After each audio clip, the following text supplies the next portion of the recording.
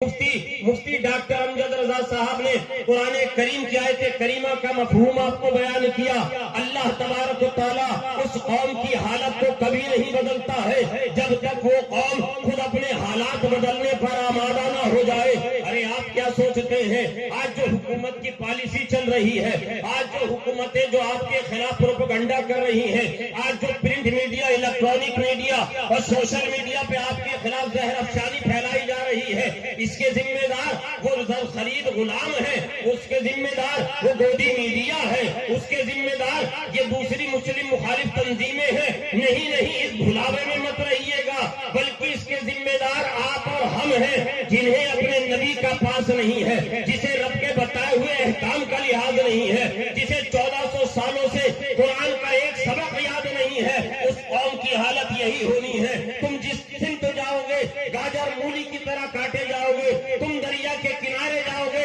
وہاں تمہیں گاجر مولی کی طرح کاٹا جائے گا، جنگلوں میں پناہ لینے جاؤ گے تمہیں وہاں پہ کاٹا جائے گا، تم دریا میں چھلانگ لگا دو گے وہاں غرقاب کر دیے جاؤ گے، تم زمین کے اندر چلے جاؤ گے وہاں دھسا دیے جاؤ گے۔ اس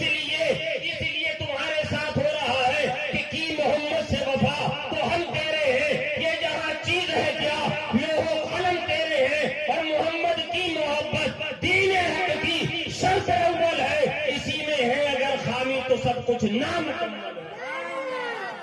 یاد رکھیے گا۔